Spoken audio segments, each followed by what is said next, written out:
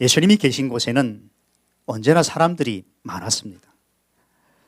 치유받기를 원하는 사람들, 또 여러 가지 문제와 어려움에 봉착한 분들이 예수님께로 항상 몰려와서 그분의 도우심을 받고 싶어 했습니다. 그런데 이날도 여전히 많은 사람들이 예수님께로 모여들었고, 독특한 것은 그날은 많은 어른들이 자기의 아이들을 예수님께 데리고 왔다는 겁니다. 왜 부모들은 예수님이 자신의 아이들을 만져주기를 원했을까요? 그것은 부모들이 이미 예수님께서 만져주실 때 어떤 축복과 회복의 은혜가 임하는지를 많이 들었기 때문입니다. 그때 당시에 유대인들이 예수님께서 손으로 만지시는 사람마다 얼마나 놀라운 일들이 일어나는지 굉장히 많이 경험했고 들었죠. 마태복음 8장 15절에는 예수님께서 열병으로 앓고 있는 베드로의 장모에게 가서 그 장모를 만지십니다. 그럴 때 그의 손을 만지자 열이 금방 내렸고 그 장모가 곧 일어나게 됩니다. 마태복음 9장에서는 예수님께서 시각장애인들의 눈을 만지시면서 이렇게 말씀하십니다. 너희 믿음대로 되라. 말씀하시니까 그들이 순식간에 깨끗하게 나아지게 됩니다. 마가복음 1장 41절에서도 예수님께서 나병 환자들에게 손을 내미시면서 그들을 만지시며 말씀하십니다. 내가 원한다. 자, 깨끗함을 받아라. 그렇게 말씀하시니 순식간에 그들의 나병이 사라지고 정상인처럼 완전히 회복되게 되었습니다. 더 놀라운 일도 있어요. 누가복음 7장에 가보면 나인성 과부라는 한 여인이 유일한 아들이 죽게 됩니다. 그래서 그 아이를 수레에 싣고 가고 있는데 어머니가 대성통곡하며 그 아이를 시신을 뒤따라가고 있었어요. 마침 지나가던 예수님께서 유일한 독자를 먼저 떠나보내 통곡 가운데 시신을 따라가는 어머니의 통곡을 들으시고 주님께서 가까이 다가가십니다. 그리고 예수님께서 여인에게 이렇게 말씀하십니다. 울지 마라. 그리고 관을 만지시며 말씀하십니다. 관을 만지시며 말씀하십니다. 청년아, 내가 내게 말한다. 일어나거라. 그러자 죽은 청년이 벌떡 일어나 앉아 말하기 시작했다라고 누가복음에는 기록되어 있습니다. 무슨 말씀이냐면 예수님께서 만지시는 것마다 잘 됐습니다. 예수님이 만지시는 것마다 회복되었고 치유되었으며 건강하게 되었고 새롭게 되었습니다. 그래서 이 부모들이 이 소식을 이미 오래전부터 들었던 거죠. 예수님께서 만져주시면 죽은 사람도 살아날 뿐만 아니라 아픈 사람도 낫게 되고 문제 있는 사람도 회복되고 다 새롭게 된다더라. 그래서 이 부모들이 자기 아이들을 예수님께 데리고 가서 만져주시기를 바라며 나갔던 거죠. 여러분, 이 사실을 알고 있는 그 부모들이 자식이 자신의 자녀들에게 주고 싶은 가장 최고의 선물이 무엇이었을까요?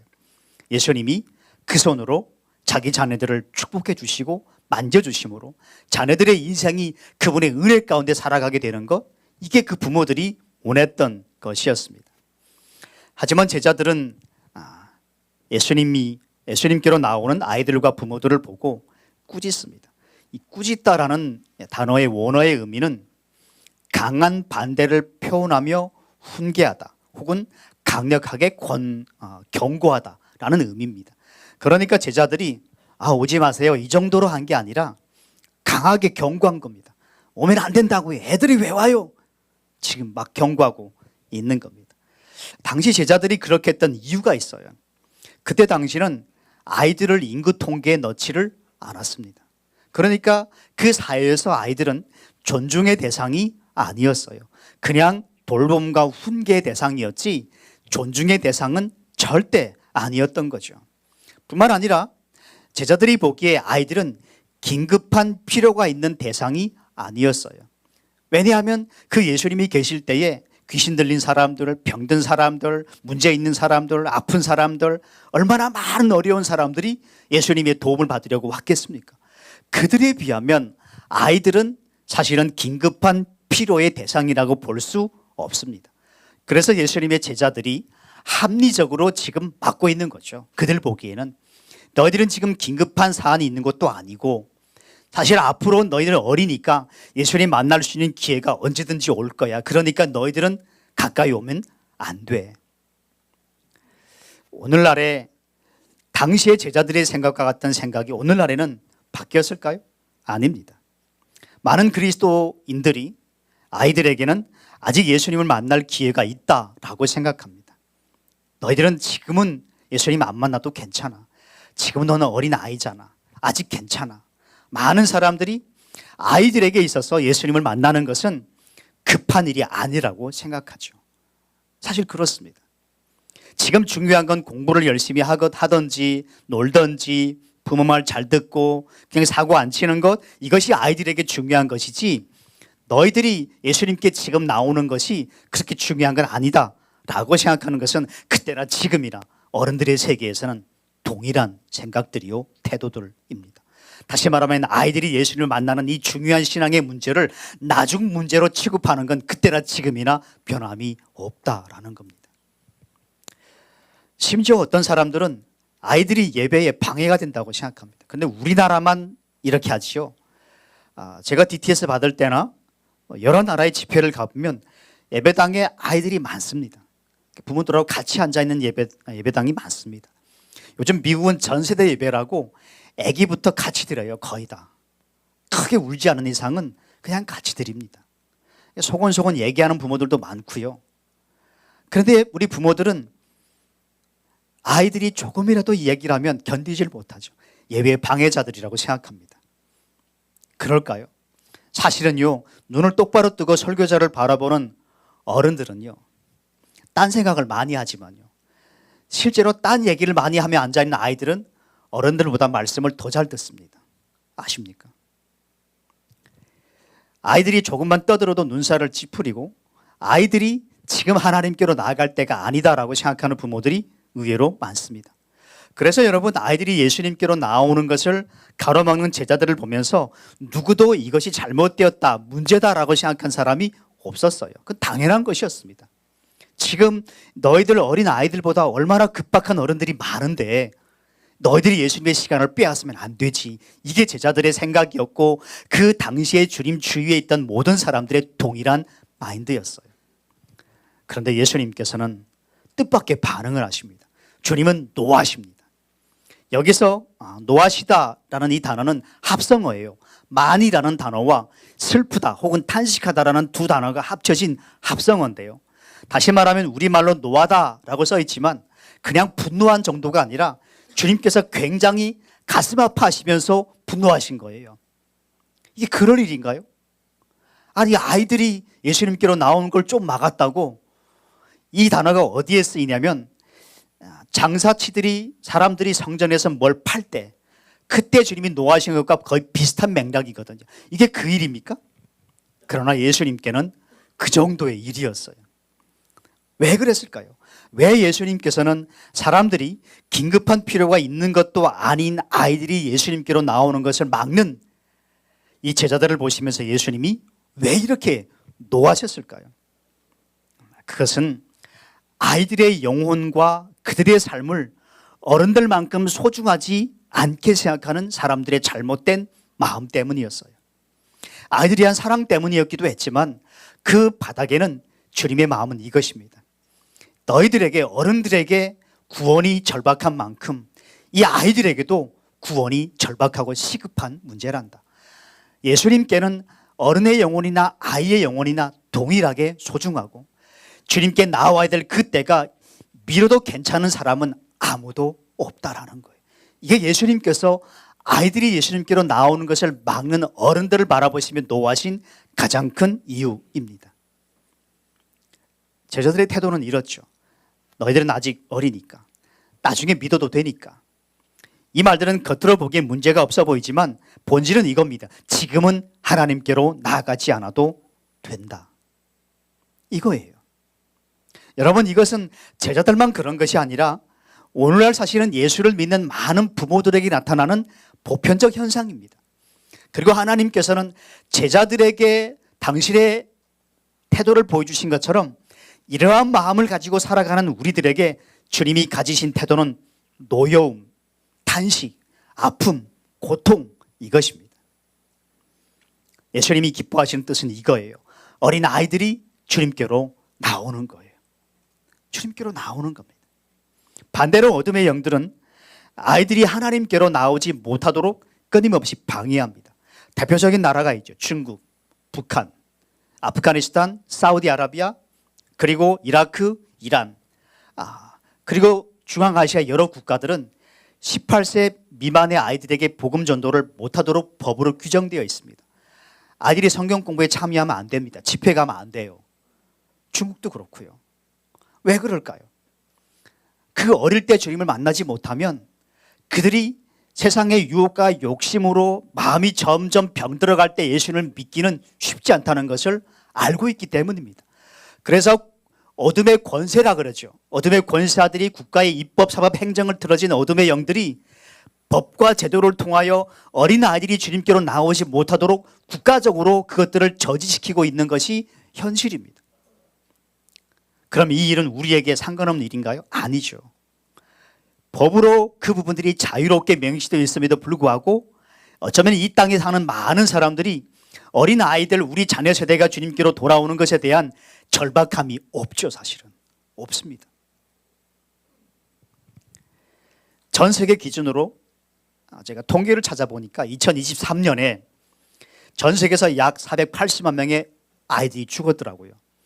그러면 2023년에 한국에서는 몇 명의 아이가 죽었을까요? 679명입니다. 북한은요 5,637명입니다. 2023년 한 해 동안에 북한에서 죽은 아이가 5,697명이더라고요. 남한은 679명이고요. 그래서 북한에 죽은 어린아이들의 숫자가 남한의 8배입니다. 한 해에 이렇게 죽었어요. 단 한 번도 복음 들어보지 못하고 단 한 번도 그들의 영혼의 소중함을, 그들이 얼마나 사랑받는 존재인지를 알지도 못한 채 1년 한 해 동안에 전 세계 2023년에 480만 명의 어린아이들이 목숨을 잃었습니다. 여러분, 어둠의 영들은 가난과 부모들의 학대와 그리고 잘못된 제도와 그리고 하나님을 만나는 그 시점이 급하지 않다라는 어른들의 이 시급함이 사라진 빈 마음을 통하여 어린아이들이 주님께로 돌아오지 못하도록 역사하고 있습니다. 하지만 예수님의 뜻은 무엇일까요? 아이들이 내게로 오는 것을 가로막지 말라. 하나님의 나라는 이런 아이들의 것이다 라고 말씀하십니다. 여러분, 미루시면 안 됩니다. 그 아이들이 언젠가는 주님을 만나겠죠. 맞습니다. 하지만 오늘이 어린이 주일이잖아요.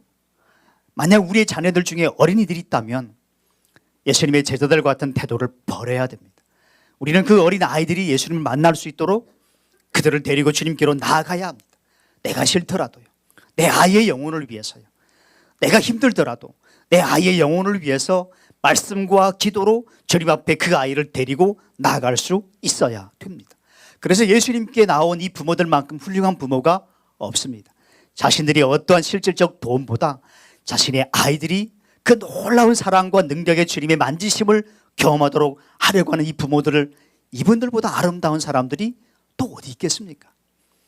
우리 중국에 계신 자매님들에게도 권면합니다. 여러분의 자녀들이 예수님께로 나올 수 있도록 하십시오. 그들이 이 땅에 많은 것들을 아무리 가진다고 한들 행복하겠습니까?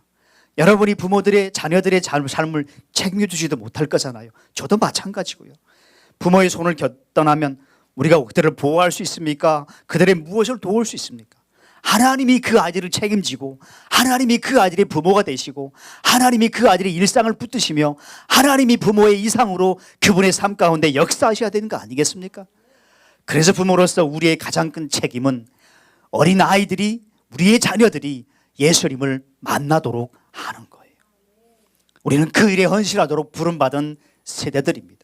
우리의 가장 우선적 책임은 우리의 자녀들을 먹이고 입히고 필요한 것들을 채우고 재워주는 것, 그 이상의 우선적 사명은 우리 자녀들이 예수님을 만나도록 돕는 거예요. 우리 아이들과 예배를 드리는 겁니다. 우리 아이들이 하나님께로 나오도록 도와주는 거예요. 그때 하나님께서 우리 자녀들을 축복해 주시고 우리 또한 주 앞에 섰을 때에 주님이 가장 먼저 물으시는 게 뭘까요?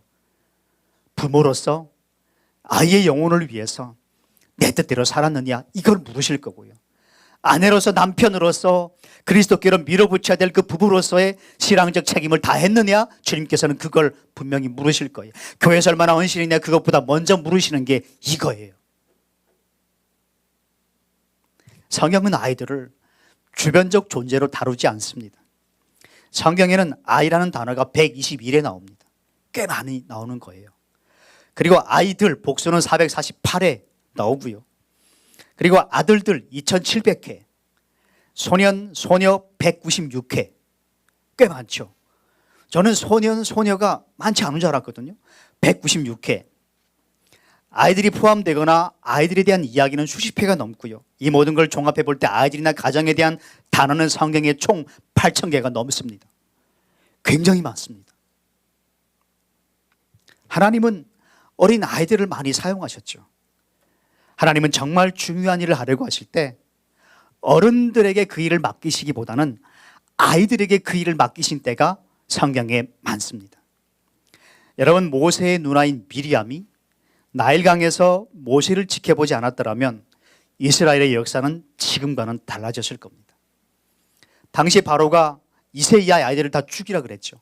그래서 모세의 어머니 요게벳이 자기 아들을 지켜주다 못해 더 이상 할 수 없어서 갈대 상자에 역청을 발라 모세를 그 갈대 상자에 담아서 나일강에 띄웁니다. 그때 하나님께서 그 상자를 인도하시고 악어들을 다 저지시키셔서 하나님이 바로의 공주가 그 상자를 발견하게 하죠. 그리고 하나님이 그때 붙이신 사람이 누구죠?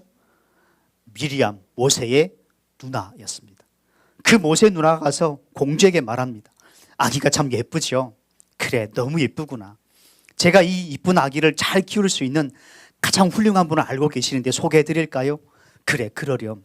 그래서 미리암이 누구를 데려왔죠? 자기 엄마를 데려옵니다. 그래서 하나님께서 이 모세를 왕궁에서 엄마의 손에서 성장하도록 도우십니다. 그 역할을 한 사람이 누구였죠? 미리암이었습니다. 사무엘상 3장 7절에는 사무엘이 나옵니다. 그가 아직 여호와를 알지 못했더라라고 나와요. 너무 어렸으니까요. 그러나 하나님께서는 그 사무엘에게, 그 당시 선지자가 엘리였는데 영적으로 굉장히 둔감한 사람이었어요. 그리고 자녀들이 굉장히 부패했고요. 그때 하나님께서 누구에게 말씀하시냐면 이 하나님을 제대로 알지도 못했던 사무엘에게 엘리 가문의 미래에 대해서 말씀하십니다. 그리고 그대로 하십니다. 하나님은 한 시대를 바로잡기 위해서 오랫동안 학문과 경험과 능력을 쌓아온 어른만 쓰시는 게 아니라 도리어 역사적으로 모든 어른들이 부패하고 어두움 가운데 아무것도 알지 못한 채 가고 있으면 하나님은 당신의 아이들을 통하여 그 세대에 새로운 빛을 일으키십니다. 하나님이 엘리사를 어떻게 사용할지 알고 있던 한 노예 소녀가 있었습니다. 그 아이는 전쟁 포로였습니다. 그리고 이 여자아이는 나아만 장군에게 엘리사를 찾아가라고 권면합니다. 사실 노예로 끌려온 아이잖아요. 그래서 이 집의 노예인 거예요. 그러면 복수하고 싶은 마음이 어쩌면 크죠. 원한을 품을 수도 있겠지만 도리어 그의 병이 진심으로 낫기를 바라며 기도합니다. 그래서 열왕기하 5장 5절에 이렇게 말합니다. 이 무명의 소녀가 주인님께서 사마리아에 계신 그 예언자 엘리사예요. 그 예언자를 만나실 수만 있다면 좋겠습니다. 그분이 주인님의 나병을 고쳐주실 수 있을 것입니다. 이 어린 소녀의 짧은 말 한마디에 어린아이를 사용하시는 하나님의 놀라운 역사가 담겨져 있습니다. 결국 엘리사가 가요. 처음에 자존심 세우다가 그러다가 결국에는 나병이 깨끗하게 치유받고 온 땅의 신들 중에 여호와밖에 없다. 내 평생에 여호와만 섬기겠노라라고 결심합니다. 여러분, 이 위대한 한 나라의 장군의 역사적인 회심을 일으킨 가장 위대한 도구가 어른이 아니라 노예로 팔려왔던 무명의 소녀였습니다. 신학에서도 이런 일은 반복되고 있죠. 5천 명의 사람들이 예수님을 따라다니고 있었어요. 예수님께서 그들을 먹이시고 싶어 하셨습니다. 그런데 주님께서 그때 사용하신 사람이 누구였죠? 어린아이의 도시락이었습니다. 자, 볼까요? 성경에는 나오지 않지만 이 어린아이가 도시락을 싸온 것으로 보아 그 당시에 부모들이 아이들이 하루 종일 밖에 나가서 무언가를 해야 될 때 먹을 걸 싸준 것으로 보여집니다. 그러면 5천 명의 어른들이 모였는데 어른들은 안 싸웠을까요? 싸운 사람 꽤 있었을 거예요. 근데 다 안 내놉니다. 누가 내놨죠? 어린아이가 내놔요. 어린아이가 내놓고 하나님께서, 예수님께서 그 어린아이의 보리떡과 그리고 물고기 2마리를 가지고 5천 명을 먹이시고도 남기십니다. 예수께서 행하신 이 위대한 기적의 가장 아름다운 도구는 어른이 아니라 어린 아이였어요. 무명의 소년이었죠. 우리는 아이들을 주변 존재라고, 지금 생산적인 일을 하고 있지 않기 때문에 훈계하고 또 별로 존중하지 않아도 될 만한 그런 존재로 여기지만 주님께는 어린아이들이 어른 못지않게 소중하고 예수님은 아이들을 존중하고 계신다. 이것이 그리스도인들 안에 있어야 됩니다. 여러분, 그래서 기독교 국가들을 가만히 보면요, 그 기독교의 가치가 문화가 되고 가치가 되어진 나라들을 보면 어린 아이들에 대해서 굉장히 존중하죠. 함부로 하지 않습니다. 그들에게 물어보기도 하고 따뜻하게 대하고 징계할지라도 함부로 우리처럼 막 때리질 않습니다. 그렇게 해야 돼요. 왜요? 하나님이 아이들을 존귀하게 대하시니까요. 하나님께서 아이들을 주변적인 존재로, 쓸모없는 존재로, 아직 하나님 앞에 쓰임받을 수 없는 무기력한 존재로 여기시는 것이 아니라 하나님께서 우리 어린아이들을 소중한 존재로 여기시고 사랑하시고 그들의 영혼을 어른 영혼 못지않게 귀하게 여기시며 구원받기를 원하시기 때문입니다. 그래서 성경은 확실하게 어린아이들을 외면하지도 않고 무가치하게 생각하지도 않습니다. 존귀하게 여기시고 하나님의 사랑과 돌봄의 대상이자 동시에 인류를 향한 하나님의 뜻을 이루는 주체가 바로 하나님이 주목하여 보시는 어린 아이들 세대입니다. 시대는 바뀌었지만 사람들의 태도는 여전합니다. 많은 사람들이 아이들을 훈계와 돌봄의 대상으로만 여기지 그들을 통해 하나님께서 무엇을 말씀하시는지 들으려고 하지는 않지요. 그러나 사실은요, 우리가 하나님의 음성을 못 들을 때, 아까 엘리 제사장이 하나님의 음성을 못 들을 때 사무엘을 통해 말씀하셨던 것처럼 우리가 영적으로 둔감해졌을 때 하나님이 우리에게 말씀하시는 그 주된 도구들은 대부분 다 아이들입니다. 진짜예요. 그래서 결혼하면 아이를 꼭 낳으셔야 돼요. 많이 낳을수록 그분의 음성을 많이 들을 수 있습니다. 많이 낳을수록 나를 많이 볼 수 있고요, 많이 낳을수록 하나님의 음성이 많이 들려요. 진짜입니다. 제 경험이에요.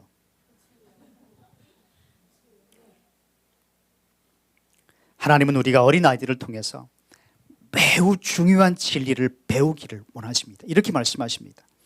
어린아이들이 내게 오는 것을 허락하고 막지 말라. 하나님의 나라는 이런 아이들과 같은 사람의 것이다. 내가 너희에게 진실을 말한다. 여기서부터가 중요합니다. 누구든지 어린 아이와 같이 하나님의 나라를 받아들이지 않는 사람은 결코 그것에 들어가지 못할 것이다. 그러니까 이게 보통 말씀이 아닙니다. 다시 말하면 이렇게 안 하면 천국에 못 들어온다라고 말씀하시는데 그 기준이 누구냐면 아이들이에요. 그러면 이게 도대체 무슨 말씀일까요? 왜 주님께서 하나님의 나라가 어린 아이들과 같은 사람들의 것이다 라고 말씀하실까요? 첫 번째는 어린 아이들은 부모의 사랑을 의심 없이 수용합니다. 제가 이런 사랑 받아도 될까요? 혹시 제가 뭐 갚아야 될 게 있나요? 이런 거 없어요. 아이들은 그냥 사랑을 주는 대로 다 받아들입니다. 못 줘서 그렇죠. 시간이 부족하고 저는 그렇습니다.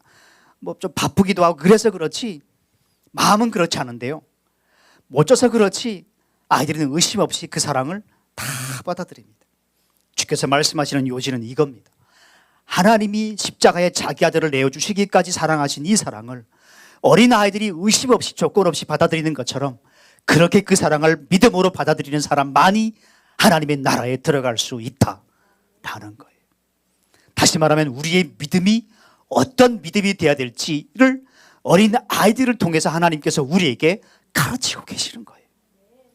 그러니까 아이들은 하나님이 우리의 구원과 정금과 같은 믿음을 위해 세워주신 믿음의 표대들이기도 합니다. 아이들은요, 부모의 사랑을 신뢰합니다. 의심하질 않아요. 그리고 아이들은 겸손합니다. 자기를 높이질 않아요. 제가 이렇게 했으니까 이렇게 해주시는 거죠. 다 제 덕인 줄 아세요. 자기 의의를 내세우지 않고요, 자기 의의를 드러내지 않습니다. 그럴 수도 없고 그러지도 않습니다. 아이들은 그냥 겸손합니다. 겸손해져. 순수합니다. 성경은 이런 어린아이들이 부모의 사랑을 거침없이 수용하며 그 사랑 안에 사는 것처럼 이렇게 하나님의 사랑을 믿고 그 사랑 안에 살 때 구원을 받게 된다라고 우리에게 보여주고 있는 겁니다. 어린아이들처럼 우리를 사랑하시는 하나님의 사랑을 신뢰하고 받아들이면 그 나라에 들어가서 영원히 살 수 있게 됩니다. 부모의 사랑을 거침없이 수용하는 자녀들처럼 우리도 하나님의 사랑을 거침없이 수용하여 그 사랑으로 살아낼 수 있어야 된다라는 겁니다. 어린아이들은 노력해서 부모의 사랑을 받으려고 하지 않습니다. 마찬가지죠. 저는 우리 자녀들에게도 가끔 얘기합니다. 뭐 잘되든 못되든 잘하든 못하든 정확히 중요하지 않습니다. 저는 우리 아이들이 어떤 상황에 있든 하나님이 우리 자녀들을 책임져 주실 것을 믿어요. 왜냐하면요, 22살에 예수를 만나서 회심하고 주님을 섬겨온 저도 하나님이 이렇게 축복하시고 은혜를 주셨는데, 하물며 하나님의 자녀로 지금까지 살아온 우리 자녀들의 인생에 하나님의 은혜가 없겠습니까? 저보다 더 많을걸요. 저보다 더 풍성할걸요. 저보다 더 깊을걸요. 저는 그걸 믿어요. 그래서 아이들의 실패나 성공이 그 하나님의 위대한 계획에 0.00001%도 영향을 미칠 수 없다는 걸 저는 압니다. 그래서 편안합니다. 그래서 다그치지 않아요. 그럴 필요도 없을 만큼 잘하고 있거니와 그럴 이유도 없습니다. 그래서 예수님께서 말씀하시는 게 이겁니다. 조건 없이 부모의 사랑을 받아들이는 어린아이들처럼 그렇게 믿어야 된다라는 겁니다. 주님은 이 어린아이들을 통해서 어떤 믿음으로 하나님 앞에 나와야 될지를 지금 사람들에게 말씀해 주고 계시는 거죠. 세상은 자신만만한 사람들을 훌륭하다고 여기지만 주님은 부모에게 의지해만 살 수 있는 어린아이처럼 절대적으로 그분이 행하신 일들을 의지하는 사람들을 구원하시고 그들의 삶 가운데 간섭하시고 역사해 주십니다. 마음에 새기십시오. 그래서 노래도 있잖아요. 어린아이 같은 우리 미련하고 약하나 주의 손에 이끌려 생명길로 가겠네. 한 걸음 한 걸음 주 예수와 함께 날마다 날마다 우리는 걷겠네. 사랑하는 여러분, 어린아이들과 같은 믿음을 가지시기를 주의 이름으로 축원합니다. 조건 없이 아버지 어머니의 사랑을 수용하는 아이들처럼 십자가에 자기를 내어주신 그리스도의 사랑을 받아들이십시오.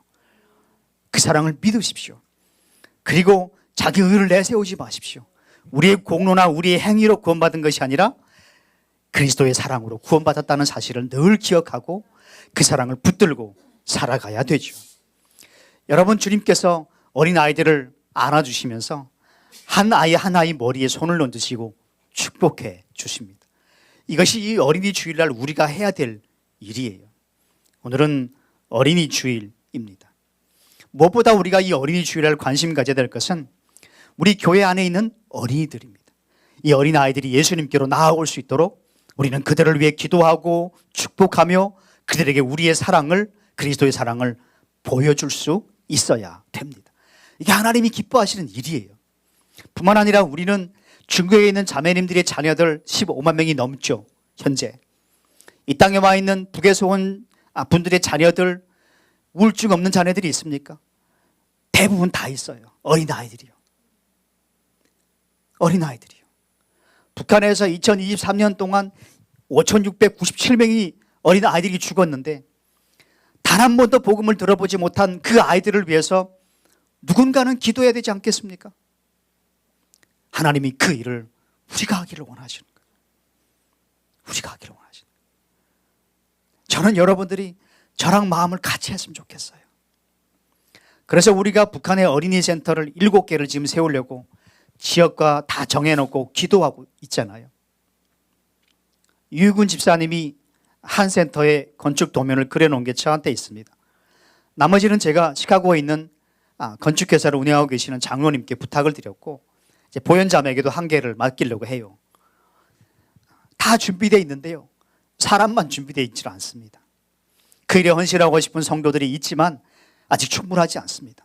온 교회가 저 1년에 5천 명 넘게 죽어가는 단 한 번도 복음 들어보지 못하고 부모의 따뜻한 사랑 받아보지도 못하고 존중받아보지도 못하고 자기가 얼마나 소중한 존재인지를 알지도 못한 채 죽어가는 저 땅의 수많은 아이들을 위해 누군가는 기도하고 누군가는 그 땅의 아이들을 품고 하나님 앞에 외치고 누군가는 그 아이들을 위해서 준비해야 되지 않겠습니까? 그게 우리 몫이죠. 그게 우리 몫입니다. 그 아이들의 영혼에 관심을 갖고 기도해야 됩니다. 여러분, 우리 교회 아이들만 봐도 그렇습니다. 제가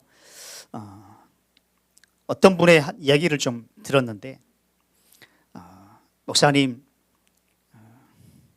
우리 아이들도 좀 안아주시면 좋겠어요. 물론 저는 아이들을 잘 안고 다니지 않습니다. 주일날 요때 뵈는 건데, 저도 이 말씀을 통해 하나님께서 주시는 일종의 책망이 좀 있는 것 같아요.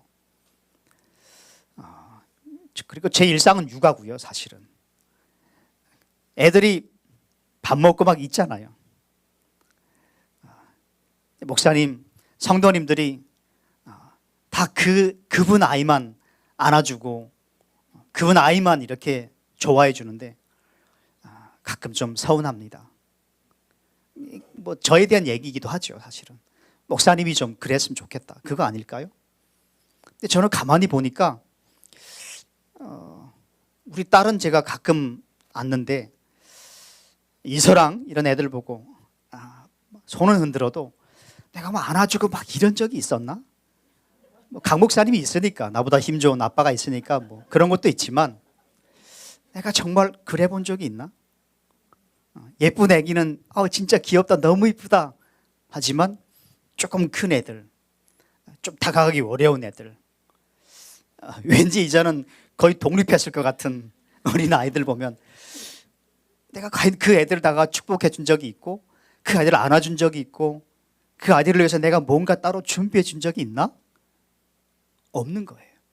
그러니까 만약 저라도 그럴 것 같아요. 교육자의 자녀들은, 성도님들이 이쁘다, 아이고 귀여워 막 놀아주는데 우리 집 아이들은 한 번도 누군가가 눈길도 안 주고 따뜻하게 안아주지도 않고 와서 초콜릿 하나 갖다 주는 사람 없고 그냥 앉아 밥 퍼먹고 가야 되면 부모로서 마음이 얼마나 어려울까. 저는 이 부분이 제가 잘못했구나 라는 생각이 들어요. 그리고 혹시 우리 중에 그런 서운함이 있었던 분들이 계신다면 공식적으로 여러분에게 사과를 합니다. 저뿐 아니라 우리 모두가 그래야 되죠. 도리어 많은 부모의 사랑을 받는 자녀보다 아버지의 빈자리를 엄마 혼자 채워야 되는 사람들, 또 엄마의 빈자리를 아빠 혼자 채워야 되는 이들, 넉넉한 사랑을 받지 못하는 아이들, 누군가의 사랑을 받지 못하는 그런 분들을, 아이들을 위해서 우리가 더 다가가고 더 안아주고 더 축복하고 집에서 몰래 5천 원짜리 무언가를 준비해서 원래 그 아이 주머니에 넣어줄 수 있는 그런 실천적 사랑이 가능해진 공동체가 되었으면 좋겠습니다. 하나님께서 원하시는 건 그거예요. 사실은 그거예요. 우리 공동체 안에서도 북에서 온 우리 자매들의 자녀들을 우리가 사랑으로 환대해 주지 못하고 그 아이들에게 관심 가지지 못하고 사랑 어린 미소와 작은 마음도 못 써주는데 어떻게 북한에 가서 어린이 센터 뭘 세우고 뭘 하겠습니까? 그 미래의 그 일이 중요한 것이 아니라 지금 내 곁에 와 있는, 우리 곁에 온 한 사람 한 사람을 사랑하고 돌보는 것이 하나님이 기뻐하시는 일이다라는 거예요. 그래야 됩니다. 또 어린이 주일날 자녀를 두고 온 분들이 또 있지 않겠습니까? 만날 수도 없는 그 자녀들을 놓고 가슴 아파하는 자매들도 있거든요. 오늘 우리 은주 자매가 안 보이긴 하는데 사랑하는 자녀들을 중국에 두고 올 수밖에 없는 그 엄마들의 아픔을 우리가 이해할 수 있을까요? 못하지요. 우리 공동체는 더 세심한 공동체가 되어야 됩니다. 더 섬세한 공동체가 되어서 더 섬세하게 사랑할 수 있어야 돼요. 그렇죠. 목회자인 저희들의 자녀는 덜 안아주셔도 괜찮습니다. 남편 없이 혼자 자녀를 키우는 우리 자매들의 자녀들을 더 안아주시고 더 축복해 주시고, 뭐 손 좀 얹고 축복해 주려면 뭐 이렇게 할 수도 있어요. 그러면 좀 멀리에서 작은 선물 준비해서 좀 주고. 제가 우리 교회에서 지금은 이사하신 장성원 집사님 아시죠? 그 집사님이 저한테 한번 찾아오셨습니다. 제가 목사님 누군가의 아버지가 되어주고 싶어요. 그랬습니다. 그래서 그분이 진짜 우리 교회의 어떤 한 자매의 아들이었죠. 그 아이의 아버지 자리를 채워주려고 정말 많이 애쓰셨습니다. 그러면서도 조심스러운 거예요. 왜냐하면 사실 잘못되면 오해받을 수도 있고, 또 아내의 동의가 있어야 되고, 같이 가서 놀아주고 그 집 가서 뭘 섬기고 하려면 또 오해받을 수도 있고 어려울 수도 있는데, 그 모든 걸 다 각오하고 본인이 그렇게 하겠다고 그렇게 하셨어요. 또 저는 사실 제가 해야 될 일인데 너무 고마운 거예요. 누군가의 어떤 아이의 아버지가 되어주는 거예요. 어떤 아이의 그 아버지 자리를 내가 매일은 아니지만 한 달에 한 번, 분기에 한 번이라도 내가 메꿔주겠다. 우리 교회는 남성들이 우리가 이번 한 달은 누군가의 어떤 가정에 급히 아버지의 자리를 우리가 채워줍시다. 함께 손잡고 기도하면서 그 일을 함께 이루어가면 얼마나 좋겠습니까? 그런 공동체가 돼야 되는 거예요. 그냥 모이면 예배드리고 나만의 영적 만족에 취해서 밥 먹고 조금 나누고 돌아감으로써 신앙생활을 모든 것들을 다 했다라고 사는 게 아니라, 다른 사람들이 못 보는 그 사랑의 빈자리를 발견해낼 수 있는 섬세한 눈을 가지고 그 자리를 대신 메꿔줄 수 있는 사랑의 사람으로 서는 것이 하나님이 우리를 이 교회에 부르신 이유이죠. 그렇게 해야 됩니다. 어제 저희 노원구에 저희 집 건너편에서 뭐 어디서 했는지 모르겠지만 노원구청과 어디가 뭐 협업해가지고 많은 놀이기구들이 세팅돼가지고 3일 동안 뭐 한대요. 그래서 저는 점심시간에 교회 왔다가 점심에 잠깐 갔어요. 은하자매 아이들도 오고, 우리 조아라 전사님도 남편이 이제 하루 종일 밤 11시까지 설교 준비한다고 혼자 이제 임신했는데 아기를 데리고 오고, 저희 아이들도 가고 그랬습니다. 우리 지성이가 제가 듣기로는 어제 그 디스코 팡팡을 한 10번 넘게 탔다고 들었어요. 그렇게 행복해하는 걸 진짜 오랜만에 봤거든요. 저도. 저는 여러 생각이 막 이렇게 오갔습니다. 다른 자매들도 다 오게 했으면 더 좋았을 텐데, 저희 아내는 늘 뭘 먹으면 뭘 보면 우리 자매들도 같이 보면 참 좋을 텐데 이런 얘기를 자주 하거든요. 여기 같이 데려왔으면 좋겠다. 뭐 먹을 때도 그러고요. 그래서 예, 지금은 이거 먹읍시다. 저는 그러거든요. 아내는 늘 그래요. 근데 그 지성이 보면서, 지성이 아빠도 좋아하고 보면서, 야, 정말 하나님께서 왜 우리 공동체에 이런 여러 아픔이 있는 가정들, 우리 모두의 가정이 다 아프긴 하지만 왜 이런 가정을 우리에게 보내셨을까? 우리가 해야 될 게 뭘까? 메시지는 하나입니다. 너 자녀도 중요하지만 빈자리가 큰 이들의 그 빈자리를 잠깐이라도 네가 대신해 줬으면 좋겠다. 어린이 주일입니다. 여러분, 어린이 주일이 우리에게는 뭐 그냥 어린이 주일이지만 아이들에게는 평생 잊지 못할 날이 될 수 있도록 그 아이들을 축복해 줬으면 좋겠어요. 다음 주 한번 더 할까요? 가끔 어른들을 보면 그런 말씀 하시더라고요. 어릴 때 교회 가서 뭐 그거 간식 먹으려고 교회 갔었어요. 그럼 그 기억이 있다는 뜻이잖아요. 그럼 교회의 어린이날 그날은 내가 정말 많은 사람들에게 축복받고 많은 사람들에게 선물 받고 내 생일보다 훨씬 더 축복받은 날이었어요. 그 기억이 그들의 평생에 남아있어서 언젠가 주님과 멀어졌을 때 그날의 회상으로 주님께 돌아올 수 있다면 얼마나 좋겠습니까? 다시 시작해보죠. 한 사람 한 사람, 한 아이 한 아이 축복해주고 격려해주고 안아주고 도와주고 섬기죠. 뭐. 유초등부 섬기는 우리 윤하 전사님 쉽지 않을 겁니다, 사실은. 그리고 우리 권사님도 늘 같이 가서 섬겨주고 계시는데, 저는 더 많은 분들이 유초등부에 가서 같이 예배드리고 같이 율동하고 같이 해야 된다고 생각해요. 어린이 주일이 올 때마다 저는 불편한 게 한 가지 있습니다. 제 사무실이요. 왜 그런지 아십니까? 아이들이 예배드리러 올라갈 때 보면 한편으로 짠하거든요. 늘 그 계단 올라가서 철문 하나 열고 두 번째도 또 철문입니다. 그 문에 찌이지는 않을까 항상 제 마음속에 고민이 많고, 애들에게 제일 좋은 데를 줘야 되는데 여긴 또 방음이 안 되니까, 그래서 저는 늘 결심했어요. 교회가 좋은 데로 이사 가게 되면 가장 좋은 데를 아이들에게 준다. 왜요? 마음에 안 드시나요?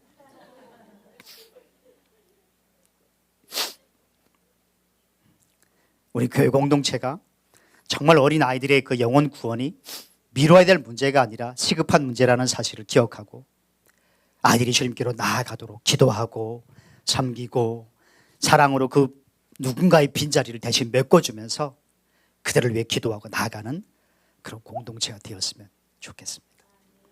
여러분, 가정 안에 가정 예배가 다시 회복되기를 소망합니다. 어린 아이들이 주님께로 나아오도록 우리가 최선을 한번 다해보죠.